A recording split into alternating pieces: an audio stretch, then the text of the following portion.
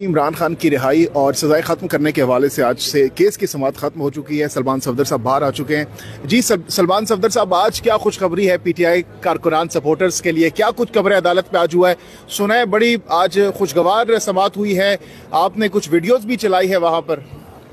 देखिए, आज सबसे अहम बात यह है कि तकरीबन सरकार की जानिब से जो मुख्तलिफ आ रही थी डिफ़िकल्टीज़ और स्टम्बलिंग ब्लॉक्स के ये अपील मेंटेनेबल नहीं है, ये नहीं सुनी जा सकती, वो तमाम मराहिल जो हैं वो अब पार करने के बाद बाकायदा अपील पर समाअत आज शुरू हो गई है।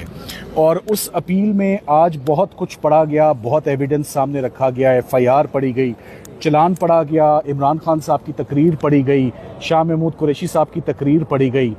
और उन तकारीर में यही बात सामने आई और जज साहिबान की तवज्जो उस एविडेंस की तरफ लाए कि इसमें ऑफिशियल सीक्रेट्स एक्ट की कहीं पर भी वायलेशन नहीं हुई। आज ऑफिशियल सीक्रेट्स एक्ट का कानून भी बहुत जामे और मुफस्सल तरीके से बेंच ने देखा कि कौन सी फॉरेन पावर है जो मुस्तफीद हुई है, किस एनिमी स्टेट ने डायरेक्टली इनडायरेक्टली बेनिफिट किया है, कौन सा सीक्रेट है, कौन सा कोड है जो बाहर आया है। और इमरान खान साहब को तो कॉपी दी गई थी एक साइफर की, और आज़म खान साहब के रोल को आज एक दफ़ा दोबारा देखा गया। मगर जो सबसे अहम बात आज सामने आई, जब जज साहब ने हमसे पूछा कि ये बताएं कि साइफर के अंदर क्या था, वो पढ़ें, तो हमने कहा वो तो हमारे पास है ही नहीं। उन्होंने कहा ये कैसे हो सकता है कि ये केस मुकम्मल हो गया, और हम तो जस्टिस मियां गुल हसन साहब ने फरमाया कि मैं तो इस केस को ओपन ट्रायल इसलिए मैं सुन रहा था कि मेरा ख्याल था कि साइफर के कंटेंट्स कोर्ट में वकला के आगे सरकार तो रखेगी, जज साहब तो देखेंगे। मैंने कहा जी ऐसा तो कभी हुआ ही नहीं। साइफर के अंदर क्या था, ना वो डॉक्यूमेंट एग्जिबिट हुआ, ना वो पढ़ा गया, ना हमने देखा। वो एक सफ़ेद हाथी है जो किसी ने नहीं देखा। और जज साहब ने कमाल किया है कि इस पूरे के पूरे एविडेंस को, हर डॉक्यूमेंट को सीक्रेट कह के खान साहब को और शाह महमूद कुरैशी साहब को 10-10 साल सजाएं दे दी हैं। आज से केस दोबारा समाअत के लिए कल गया है।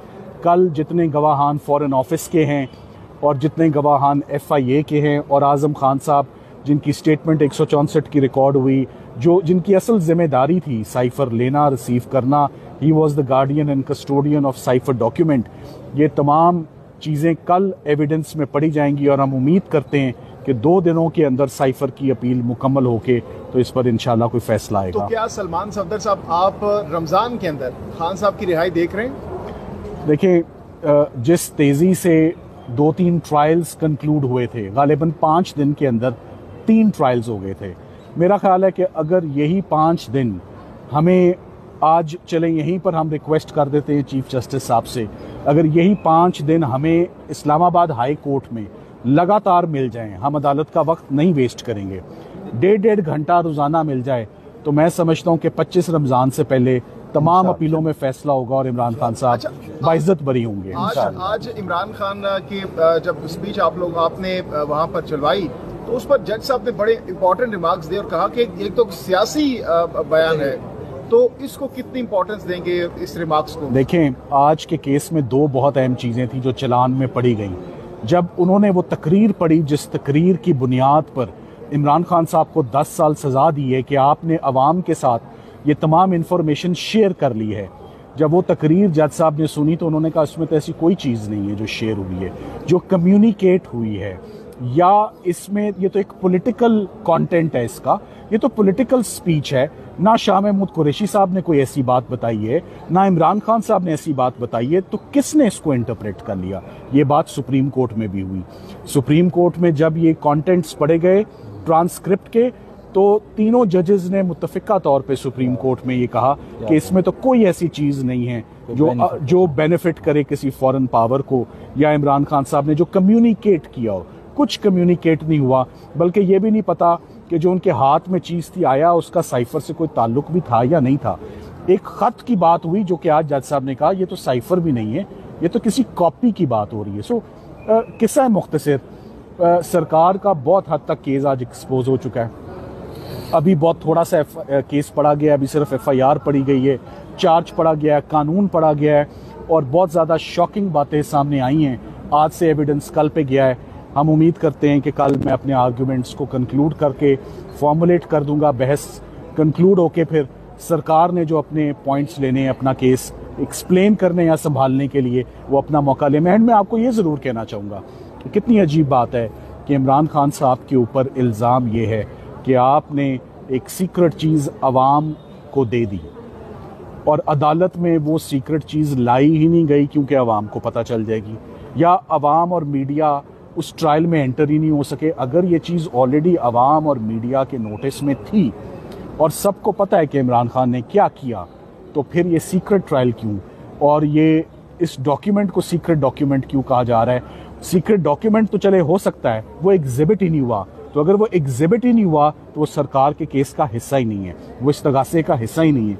ना वो देखा जा सकता है, ना वो पढ़ा जा सकता है, ना जजेस उसको देख सकते हैं। सो जो मेन केस जिसके ऊपर केस है वो सिरे से मौजूद ही नहीं है, साइफर प्रोसिक्यूशन के केस का हिस्सा ही नहीं है। जज साहब ने 10 मिनट के बाद भी कंक्लूड करने से पहले यही कहा, मैं तो वहीं का वहीं रुका हुआ हूँ कि साइफर किधर है। तो क्या थैंक यू। इसी हफ्ते ये केस वाइंड अप होगा? इसी हफ्ते केस वाइंड अप होगा जी, इंशाल्लाह इसी हफ्ते। थैंक यू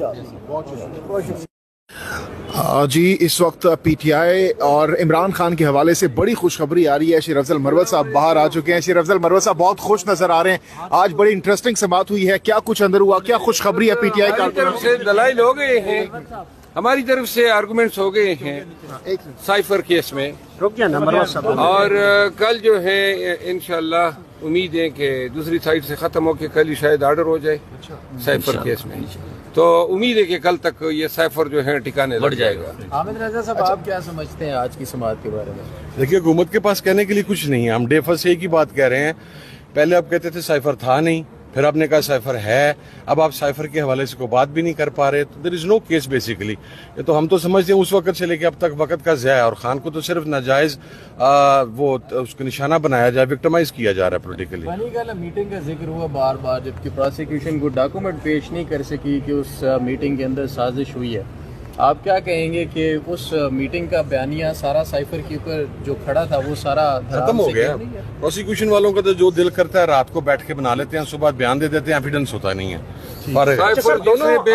जिसने भेजा था उसकी डोनाल्ड लू की परसों खुद अपनी पेशी है।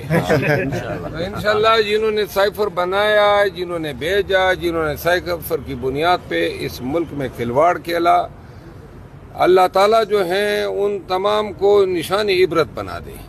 इन्होंने पाकिस्तान तहरीक इंसाफ के लीडर के साथ और पार्टी के साथ साइफर के नाम पे और 9 मई के नाम पे जो ड्रामे किए, जो हैबतनाक खेल खेला है, इंशाल्लाह ये अदालतों से और सड़कों पे और असम्बली के अंदर हम इन तमाम जो जंग उन्होंने छिड़ी हैं, अब हम मंतकी अंजाम तक पहुँचे। जी, समात खत्म हो चुकी है। सलमान सफदर साहब बाहर आ चुके हैं। जी, अच्छा ठीक है।